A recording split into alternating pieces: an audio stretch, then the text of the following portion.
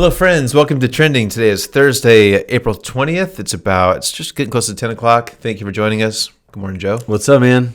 So our saga of trending mishaps continues. So 2 weeks ago, we didn't record because it was Holy Week, busy, not a lot going on. Last week, if you try to watch the show, as you maybe saw on Facebook or Instagram, we filmed a show. Wi-Fi outages because of fire alarms caused it to not be recorded, so we released the audio podcast. So we put the podcast out, and we kind of asked you guys, let us know what you think. Do you like having it as a podcast? Do you like it better on video? And I heard from maybe a handful of people who said they might actually prefer to have just an audio podcast so they can listen on the go. So before we dive into today's topic, we want to just throw this out to you again, give you another chance to chime in. Let us know if you like the video, if it's easier for you just to listen on the go on the podcast. Yeah. We're up for whatever serves you all the best. So let us know. And all those comments you got last week, did you say, you guys really have a face for radio? Did you get that one? I got a similar comment from your wife, actually. No, she said she likes watching us, but she'd probably keep up with it more if it was audio. So I think that's kind of the prevailing thought. So anyway, if you have an opinion, let us know if you like video or if audio might be easier for you. For today and maybe for a couple of weeks, we're going to do both as we're kind of just feeling this out. So let us know, and we'll try to do whatever serves the church the best. So. We appreciate it. It'd be very helpful. All yes. Right. Okay, well, with that, today we got just one topic that I think will be interesting for us to dive into. Okay. So yesterday on Google and Twitter, one of the people who was trending was Rachel McAdams, famous actor. She's been in several really good movies. I looked her up, her credits. She has been in a lot of good movies, I think. But I didn't really realize this, but the article talked about how there's a period between, I think it was 2006 and 2008 or somewhere in there, where she turned down 4, 5, 6 really big roles. That I think this is kind of, nobody really knew about it until this recent magazine article. But she turned down roles to be in, I got the list here, Casino Royale, the Bond movie, Iron Man. They actually approached her about being Pepper Potts, which would have been a huge role. Yeah. Probably like 10 movies or something like that. Devil Wears Prada, Mission Impossible 3. Wow. And then Get Smart. They ended up having Steve Carell and Anne Hathaway, I think, were the leads in that. So anyway, those are 5 huge movies. Yes. She was offered all 5 of them, and she turned them all down, which I think is rare in Hollywood, right? Mm-hmm. So she had a quote, which I think was just interesting. I thought we could talk a little bit about. So when asked about why did she turn these roles down, here's what she said. I felt guilty for not capitalizing on the opportunity that I was being given because I knew it was such a lucky spot. But I also knew it wasn't quite driving with my personality and what I needed to stay sane.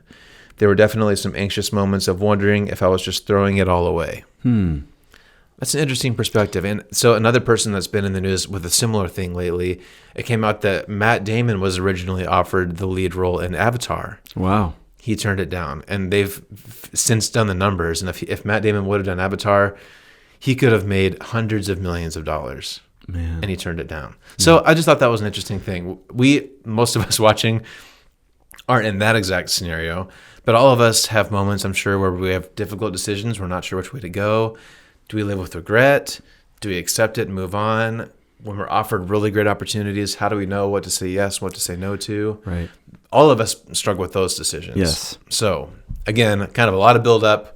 What's the top of your mind, Joe? All right. Well, hopefully I don't underwhelm with the response. So I think in hearing Rachel McAdams' story in particular, what a keen insight to know, how much was too much. Yeah. I think probably a person at her age, I mean, speaking from experience, I don't know how old she is. We got to be close, same age. Yeah. Like early in your career, you think you can do more than you probably can. Yeah. And you really have that fresh reality of, okay, this is I need to capitalize now and then maybe coast later on the momentum that I built earlier in my career and just kind of move from there. And so for her to be able to say at that crossroad, no, it's probably best for me to say no to these things and just gambling on something still being available in the long run after a period of inactivity. I mean, all of that is huge. Yeah. And so... But one of the things that the wisdom tradition teaches us is to know when enough is enough. I think the later parts of the book of Proverbs say something like, wherever there's a lack of vision, people cast off restraint. And I love how the proverb actually says there's actually a value in restraining oneself.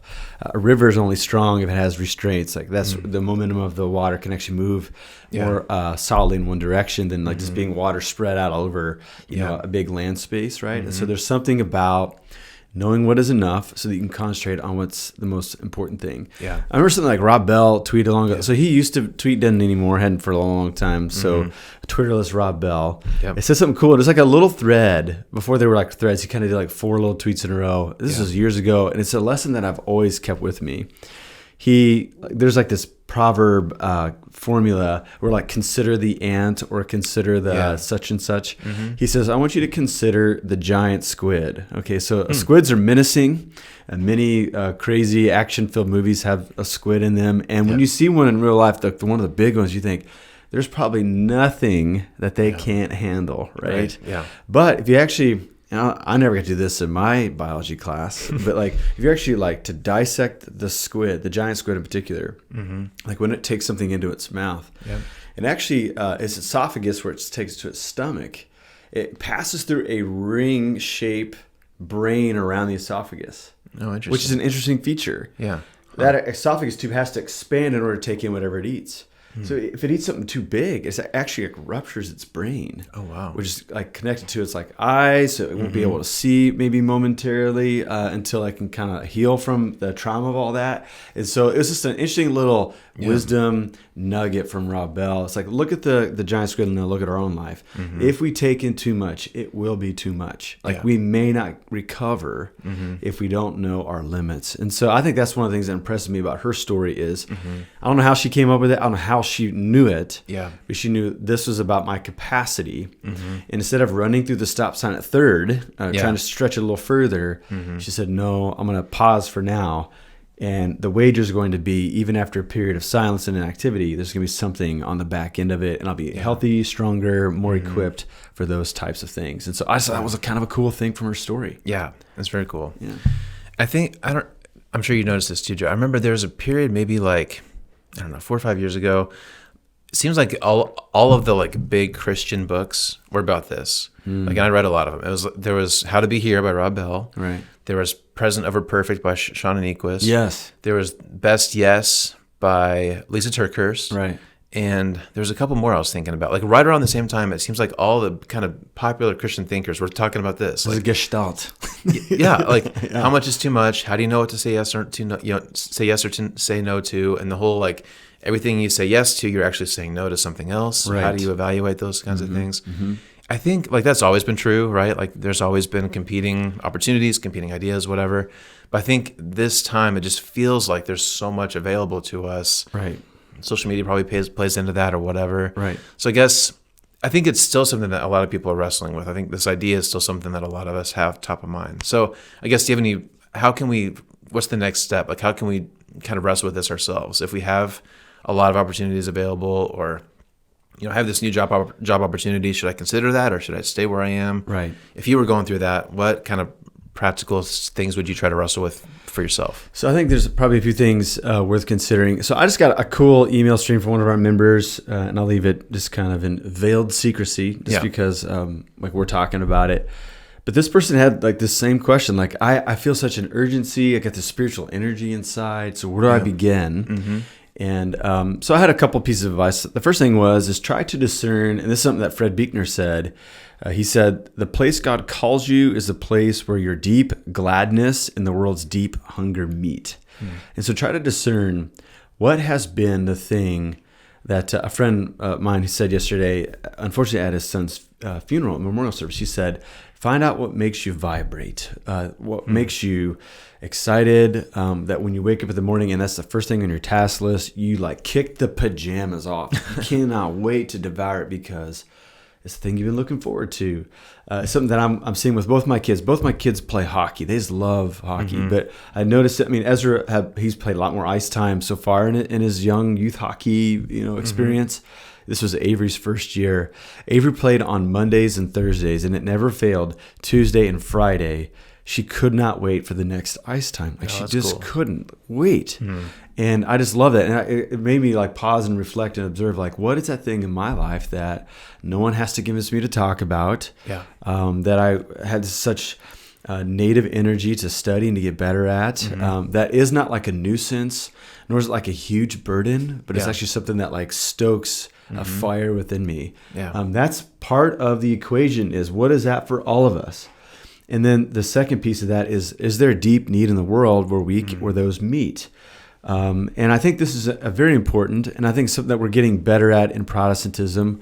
Unfortunately, I think some folks out there in the church world think that if they don't work as a minister, they don't do spiritual work. They don't have a calling. They have a job where we have a calling. And that's just not true. At the very heart of the teaching of Jesus, same with the Apostle Paul, the place of Colossians chapter 3, that everything can be done unto the Lord. Yeah. And so everything that we do belongs. Yep. And as long as we do it with the energy that God provides, we do it in a faithful and good and true way, like the Christian worldview is trying to teach us. And so that's not saying I have to resign from my job and go to seminary. That might be a few of you. You could really look hard and long about that.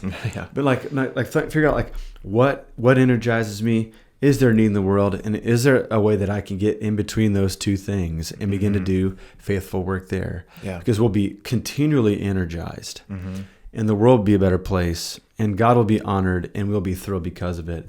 I've been reflecting on a line from St. Augustine in one of his sermons over 1 John. Okay. It's a slogan that I feel like people take the wrong way. But I think if I had to break down this whole topic into one phrase, I would have to give Augustine, put him in the winner's circle for this. Okay. And it's hard to, because I don't like a lot of things Augustine said, but nevertheless, he was influential for the church. But he said this, he's like, Christianity can be boiled down simply this: love God and do what you want. Isn't that fun? Yeah. I just think it's not saying do what you want and then try to love God as you're doing it. But he says, actually, if you fall deeply in love with God, you'll be drawn to the thing. You'll want to do the things that matter the most. Yeah. And so I think I would probably camp there. So that would be my first piece of advice is love God. And then once that's settled, you'll never exhaust that, but once it's settled that you're going to choose to love God, then we can do what we want. Yeah. And we will usually find ourselves in a gracious space. Yeah. And we'll find camaraderie with other people sharing in that work together. And we'll look back over 5 years, 10 years, 15 years and say, that was, as Brad Paisley, country artist, would say, time well wasted. You have an Augustine quote and a country lyric for everything. I'll never understand. Your logic streams are very interesting. That's really, really good. Okay, and we need to start wrapping up here. But I think just as kind of a final thing to think about, I think all of us wrestle with, too, this ambition and contentment, right? You have to kind of hold both at the same time. Maybe in some seasons you're maybe pulled more toward contentment or pulled more toward ambition. Sure. Because both are good things, right? Like this is another thing that seems to come up all the time. These are both good things. Contentment and ambition, you have to figure out which one in any given season, which one you're kind of holding on to more to. It's a delicate thing that I think we'll have to wrestle with, but both are good, right? Maybe some seasons you maybe need to be a little bit more ambitious, and sometimes you might need to calm down a little bit and just be content with what you have. Yeah, that's part of being human, is wrestling with both of those things, I would say. Right. And I think in that regard, you don't quite know how you're going to be once you start something. I think sometimes we think discernment is, I'm going to do this heavy process of discernment. It'll give me clarity so that I can then have license to do things that I'm seeking wisdom about. Yeah. Often discernment happens in motion, right? And so something that I was just at a lecture at Friends University here in town. Father Ronald Rollheiser from the Roman Catholic tradition. I call him Rollheezy. What a dude. He's a king, man. He's awesome. But he says this about prayer, because many people come to him asking for advice because prayer's boring to them. They start and they give up. And he gives people a license to pray in different ways. And he says, about a couple months into it, ask your family if you are more patient, if you're less easily agitated, if you're excelling in the fruit of the Spirit. If you're not, then change it up. Do a different type of prayer, because prayer in and of itself is not something that we should have our arms raised in the air for like that. Oh, yes, we're doing spiritual great things because we're praying people. No, prayer actually shapes us into be fruit of the Spirit people. Therefore, the prayer practice that makes the most sense is the one that shapes us into those types of people. Interesting. And so I think it deals with vocation too. If I launched a business and it made me more irritated, if it made me less likable to be around, then I hope that the community around me and the spiritual practices that I employ to help me check in would convince me it's probably worth doing something else with your time, or change how you're doing it if you want to keep on doing it. Because ultimately, who we are becoming is really the greatest vocation that as Christians we're signing up for.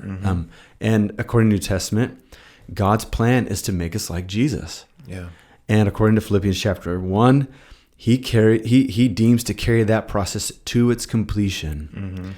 Far it be from us than to throw hindrances and roadblocks to the work that God's trying to do in our life. And so that's probably the better question is, will this thing that I'm considering doing, will it make me more like Jesus? And if it's yes, then we get the green light from the Holy Trinity in my mind. And I've noticed too, I think we tend to default to a natural position. So like for me, like I'm probably more of an ambitious person more than I'm a content person, if I'm honest. I'd rather chase down more things rather than just be content with what I have. So I think it's also wise to pay attention to what you're naturally drawn towards and maybe intentionally go the other way every once in a while. Like, or if you're just really, really content and really don't really show ambition, every once in a while maybe go this way. But if you're always going this way, maybe drag yourself this way. I think the middle's usually a good spot to be in. Absolutely. And so there's a Seinfeld episode where George does the very opposite of what he normally does, and he actually like fares better. I think you could do that in spiritual life too. You can say, what do I normally do in this scenario? Let's do the contrarian move. And I think it also provides this opportunity to grow because we're out of our comfort zone. Therefore, growth can happen. I think like that's the greenhouse of growth, is to get out of their normal rhythm into the unknown a little bit, where stuff is new, where we have to be more attentive, and we have to seek to learn. That's good. Rachel McAdams could have been Pepper Potts, but she still is having a great career. There's probably a good lesson there. That's right. Turned a lot of things down, and she's doing just fine. And it was good for everyone else, right? And isn't that cool? Like I think that's probably another reality of this is that most of the world is not a pie where if I go without, somebody gets more. Right. I heard this word of wisdom says applaud for everyone. Like when someone's doing well, they're getting advancement, they're getting the job that you are envious of, applaud for them. Because as you do so, there's going to, like, what it really that paves the way for is people to applaud for you, because it's going to make you more ready for that thing when it's the proper time. I like that. Good. So I think we covered a lot of good ground today. St. Augustine, one more time. What was it? Love God, then do whatever you want? I'll put it up there because I think I'm paraphrasing it. I'm trying to learn it in the Latin, too. Avery, my Latin stud at home, she teaches me how to pronounce the Latin. Nice. And to perfection. I like it. Yes, I like it. As one should, I guess. And italicize it. Nice. I'll take your word for it. I'll take your word on Latin and country music because I have nothing to contribute. Those are my two beats, man. I love it. All right. Well, I think it was a good conversation. Thanks, Joe. That was helpful. Very good. Very good. Thanks again for you. If you're watching or listening, thanks for being here. And again, let us know what you prefer. We'll try to do our best to whatever serves you guys the best. Absolutely. So, have a great weekend, and we'll see you next time. See ya. See ya.